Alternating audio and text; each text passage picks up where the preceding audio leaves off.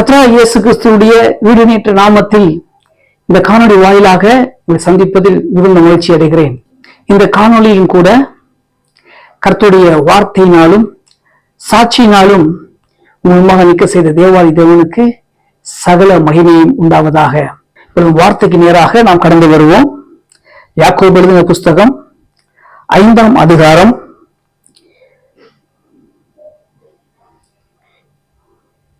20ஆம் வசனம். தப்பிப்போன மார்க்கத்தினின்று பாவியை திருப்புகிறவன் ஒரு ஆத்துமாவை மரணத்தினின்று ரட்சித்து திரளான பாவங்களை மூடுவான் என்று அறிய கடவன். ஆம், பிரியமான கர்த்தருடைய பிள்ளைகளே,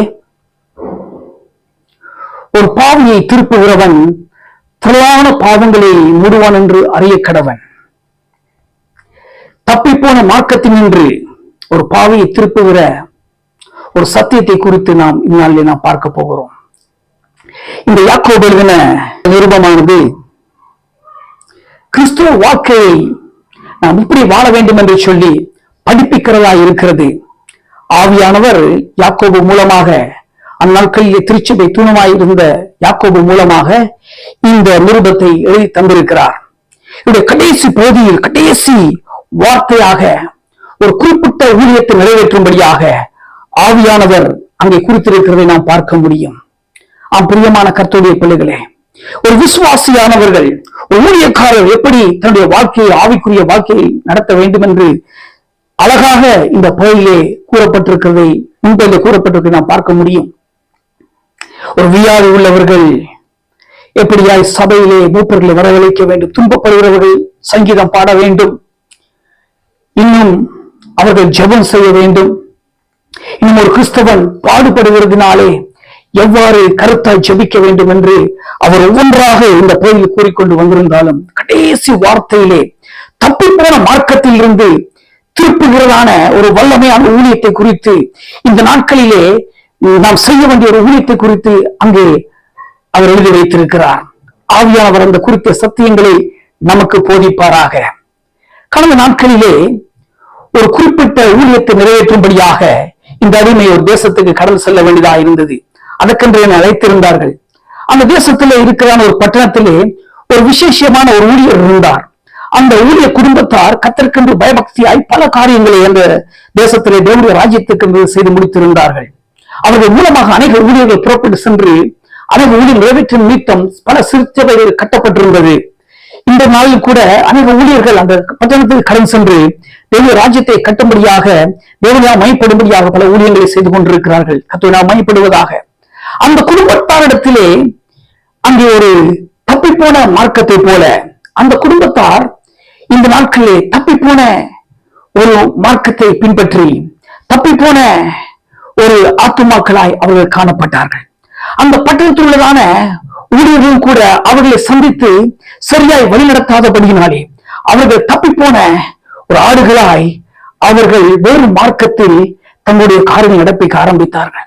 தங்களுடைய சந்ததியா திருமண காரியங்களிலே தப்பி போய் அங்கே வேறு மார்க்கத்தில் அமைந்தவர்களாய் காணப்பட்டார்கள்.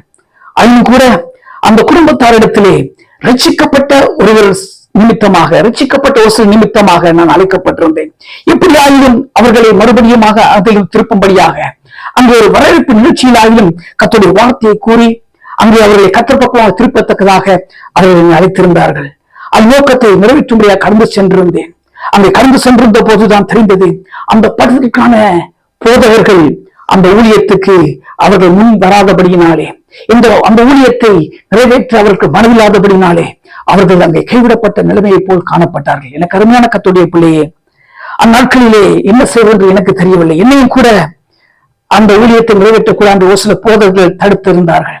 அப்பொழுது கர்த்தருடைய பிரசன்னத்துக்கு சென்றிருந்தேன். கர்த்தருக்காக காத்திருந்தேன்.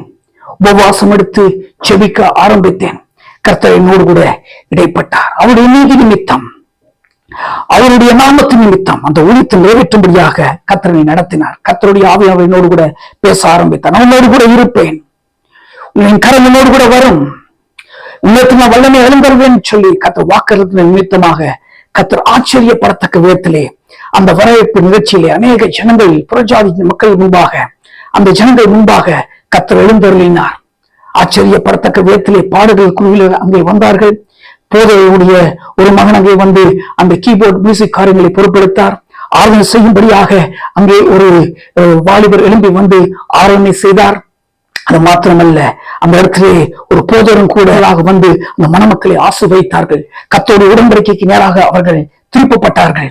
அவர்கள் நாட்களிலே கர்த்தர் நடத்தப்படும்படியாக அவர்களுக்கு ஒரு வாய்ப்பு ஏற்படுத்தப்பட்டிருக்கிறது. அந்த நாட்களிலே அநேக ஜனங்கள் அதை குறித்து மகிழ்ந்தார்கள். திருச்சபை மக்கள் மகிழ்ந்தார்கள். எனக்கு அருமையான கர்த்தருடைய பிள்ளைகளே, இன்றைக்கும் கூட ஆண்டவர் நம்மை அப்படியாய் அழைக்கிறார். ஒரு தப்பிப்பான மார்க்கத்தில் இருந்து ஒரு ஆத்மாவை திருப்புகிற ஒரு விசேஷமான ஊழியத்துக்கு என்று இந்த கடைசி நாட்களில் கர்த்தர் அழைத்துக் கொண்டிருக்கிறார். அநேகர் இன்றைக்கு தப்பி போன மார்க்கத்தில் அமைந்திருக்கிறதை பார்க்கிறோம். பொல்லாத உபதேசங்கள், பொல்லாத ஊழியங்கள் இந்த கடைசி காலம் நிறைந்து வளைந்து கொண்டிருக்கிறது. நாம் என்ன செய்து கொண்டிருக்கிறோம்? அவர்களை பார்த்து குற்றப்படுத்தி கொண்டிருக்கிறோம். அவர்களை கேலி செய்வதாக நாம் காணப்பட்டுக் கொண்டிருக்கிறோம். அப்படி அல்ல. ஆண்டவராகிய இயேசு கிறிஸ்து வேதாகமத்தில் அதற்கான வழிகளை வைத்திருக்கிறார். இப்படிப்பட்டதான பிசாசின் கிரியைகள் உபவாசத்திலும் ஜெபத்தினாலும் அன்றி வேறு வகையிலும் அது போகாது. ஆம் பிரியமானவர்களே, இப்படி தப்பி போன மார்க்கத்தை திருப்ப வேண்டுமானால் உபவாசத்திலும் ஜெபத்திலும் நம்மை தாழ்த்த வேண்டும்.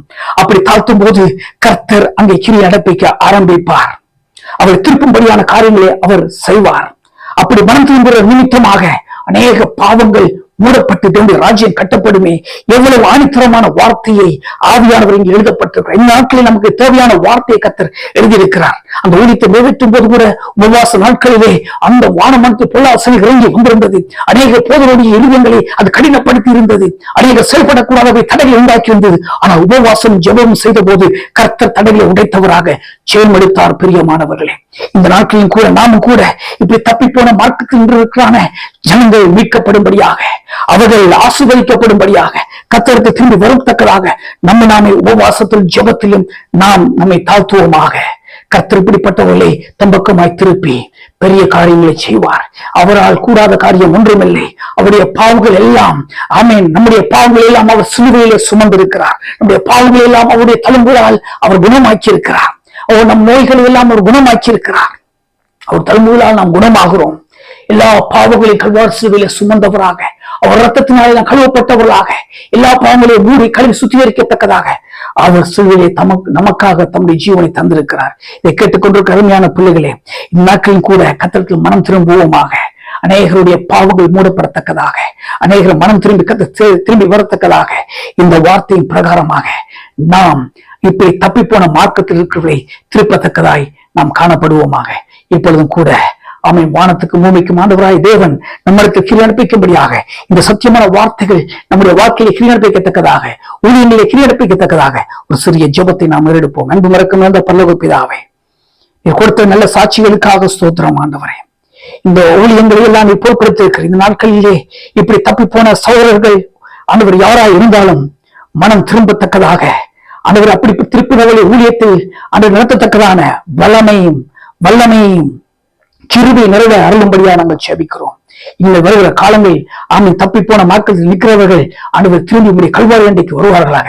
உம்மால் மனம் திரும்பப்பட்டவர்களாக, ரட்சிக்கப்பட்டவர்களாக இந்த பூமியில் சாட்சியுள்ள வாக்கிய வாழ்வார்களாக. ஆமேன், ஆமேன், ஆமேன்.